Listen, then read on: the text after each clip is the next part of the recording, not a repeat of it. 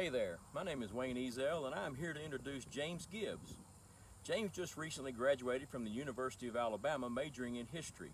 He loves history and is fascinated by what all can be learned from it. This is his first time on the Beach Cemetery tour and he will be portraying Ralph David McMurtry. We hope that you enjoy his life. My name is Ralph David McMurtry, and I was born on July 1st, 1944 in Sumner County, Tennessee, to my father, Lawrence Ralph, and my mother, Bessie Ralph. When I was born, our family was living in Portland, but it wasn't too long before we moved to a big farm in Gallatin just off of Neils Lane. My brother Billy still lives on this family farm to this day.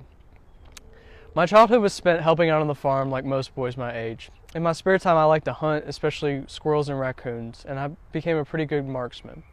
I also really enjoyed music, especially bluegrass. I was pretty good with the banjo and guitar, but I could also play the harp. My daddy was a painter by trade, and during the summer he would often take me and Billy downtown with him on jobs. It was these days in Nashville that gave me a desire to see the world. I moved to Tampa, Florida in my early 20s, and while I was there, my draft number had been called back home. On September 9th, 1968, I became Specialist 4th Class McMurtry in the U.S. Army. I was assigned to the Infantry Indirect Fire Crew with the 101st Airborne in South Vietnam. I guess it was a good thing that I became a good marksman back home when I was young. I got along well with the other soldiers. As my sister Betty always said, I could get along with just about anybody, but I really missed home.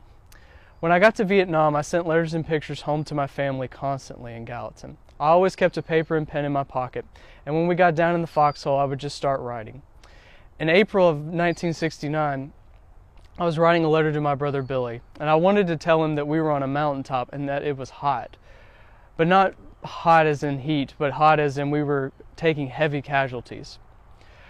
I had broken my shovel and I went to go borrow another one, and just as I topped a hill, I saw a North Vietnamese soldier. He opened fire on our group, and I took 2 shots to the stomach before we neutralized the enemy. They flew me to the hospital on a helicopter, but the doctors were not able to save my life. I died from my wounds on April 13th, 1969, and I was just 6 weeks away from my expected discharge date. The Army returned my body to Sumner County, and I was buried with full military honors in Beach Cemetery in Hendersonville, Tennessee. My family was able to have an open casket funeral that was supplied by the Army. It had a glass top, and the funeral director told Billy that it was there because of a type of gas that the Army had used to preserve my body. Later that year, the Army presented my parents with a Bronze Star, a Purple Heart, and a Good Conduct Medal. My story doesn't stop with my funeral, however. In January 2015, 46 years after my death, a Canadian guy named Kyle Rorick was on vacation in the city of Hue in Vietnam.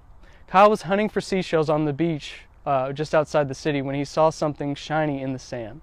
When he picked it up, it wasn't a shell but a military dog tag. Kyle has a degree in history, so naturally he began researching and trying to find my family and return the dog tag. Mind you, I only lived for 24 years, and in 1969 there was no internet, so Kyle had a difficult time trying to find me. He was able to find that I was from Tennessee based on information he had pulled from the Vietnam Veterans Memorial Fund website. However, there are a lot of McMurtry families in Tennessee, so Kyle kind of had a difficult time finding me, and he put his research on the back burner. Then he ran into a friend at a wedding who asked him if he was ever able to find my family, and this inspired him to look online one last time. This time he found an obituary in the Gallatin News for my oldest brother, Lawrence Ralph Jr. The obituary listed me as his brother. Kyle contacted the newspaper staff and explained that he found my dog tag on the seashore in Vietnam and he would like to return it to my family.